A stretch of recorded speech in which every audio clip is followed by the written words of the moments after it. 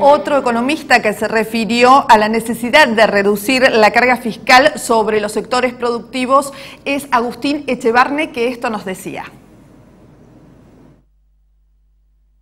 Cuando uno habla de la reforma fiscal, ahí se hablan de cosas muy diferentes. Cuando nosotros hablamos de reforma fiscal, lo que partimos es hablando primero de la reforma del Estado, de forma tal de lograr una reducción del gasto público, con lo cual una reforma fiscal sería para reducir el peso de los impuestos sobre las personas.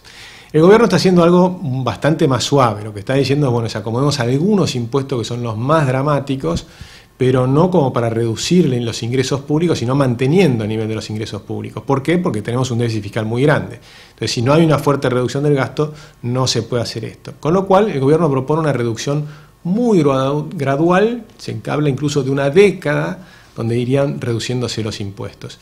Yo creo que eso no es suficiente, pero comprendo que sea esa la postura del gobierno, ¿no?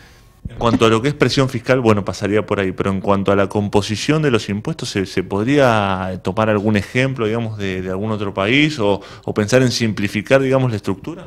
Nosotros pensamos en una super simplificación de la estructura impositiva. Argentina tiene 96 impuestos, lo cual no tiene ningún sentido. Yo creo que el gobierno va a ir gradualmente sacando algunos de los más gravosos y tal vez cambiándolos. Por ejemplo, las provincias tienen impuesto a los ingresos brutos, que está siendo muy gravoso para algunas empresas. Hay muchas empresas que están empezando a dar pérdidas porque el peso de esos impuestos es muy grande y pega antes de las ganancias, con lo cual una empresa puede tener pérdidas y de todas maneras estar pagando gravosos impuestos. Reemplazar eso por un impuesto a las ventas finales, eso es factible. También es probable que estén hablando de acomodar algunos otros impuestos, como por ejemplo lo que es el impuesto al cheque o el impuesto a las transferencias financieras, que eso pueda ser como un aporte de anticipo sobre el impuesto al IVA o sobre las ganancias, de forma tal que alivia a las empresas que están cumpliendo, pero no necesariamente a las que no están cumpliendo con el impuesto a las ganancias y demás. O sea que se van a hacer algunos ajustes. De todas maneras, nosotros creemos que hay que hacer mucho más que eso.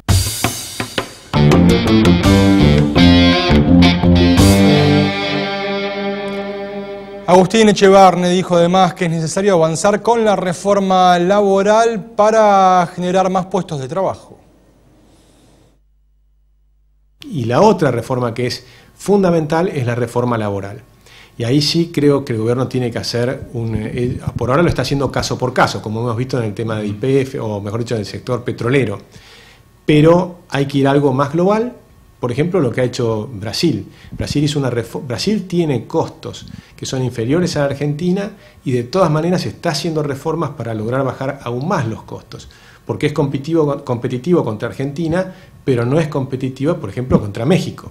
Con lo cual, la presión que nos pone a nosotros, que Brasil también esté haciendo reformas, creo que es un aliciente para que nosotros vayamos en ese camino. La última, hace falta una reforma en el Estado. ¿Por dónde debería comenzar? Nosotros tenemos una propuesta de hacer una reforma profunda, donde tengas éxitos inmediatos en términos de reducción del gasto y que en cambio sea muy gradual en aplacar cualquier costo social. Por ejemplo, eliminar ministerios de los 20 que tenemos hoy a 8 ministerios y eliminar también a nivel de secretarías y subsecretarías, es decir, hacer un Estado mucho más eficiente, eliminando todas las duplicaciones de funciones y demás.